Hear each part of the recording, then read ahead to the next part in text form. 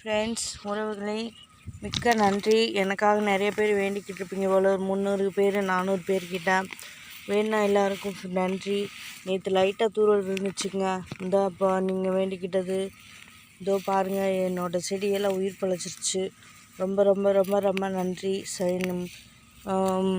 300 பேருக்கும் ரொம்ப நன்றி. மேலும் எனக்கு சப்போர்ட் பண்ணுங்கள் கொஞ்சம். எங்கள் வீட்டில் எல்லா வீட்லேயும் மாதிரி தாங்க. மாமியார் சில நேரம் மாமியாராக இருப்பாங்க, பல நேரங்களில் அம்மாவாக இருப்பாங்க, அப்பா அம்மாவா. எனக்கு பல நேரங்கள் அப்பா அம்மா இருக்கிறது அதுவே போதும். இந்த நேற்றுலாம் ஒரு சின்ன பிரச்சனை தான் மாமியாருக்கு எனக்கும். என்ன பண்ணுறது, எல்லா நேரமும் ஒரே நேரம் போல் இருக்காதுல்ல. காலம் எவ்வளோ சிறந்த மருந்துன்னு நான் நிறையவே அனுபவிச்சிட்டேன். சரிங்களா. ஒரு ரேக்கருக்கு சின்ன பிரச்சனை தான், பாத்திரம் வைக்கிறதுல.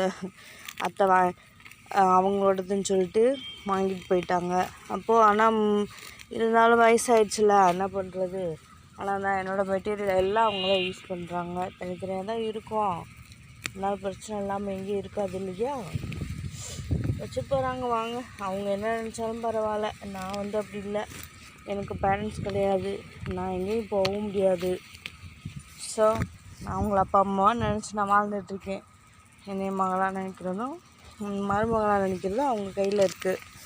இருந்தாலும் நீங்கள் எனக்கு சப்போர்ட் பண்ணதுக்கு ரொம்ப நன்றி. மழை வந்துச்சு, இந்த இன்றைக்கி மேகமூட்டமாக இருக்குது. இன்னும் சப்போர்ட் பண்ணுங்கள். அதனால் உங்கள் வேண்டுதல்னால நானும் கொஞ்சம் இது பண்ணிக்கிறேன். கொஞ்சம் கமெண்ட் பண்ணி ஒரு ஹார்ட் போடுங்க. எந்த ஊர்லேருந்து பார்க்குறீங்கன்னு போடுங்க. எனக்கு எந்தெந்த ஊர்கள்லாம் நான் அனாதனால் இத்தனை பேர் எனக்கு இருக்கீங்க, சொந்தங்கள் இருக்குன்னு நான் கொஞ்சம் மனசு சந்தோஷப்படுவேன்.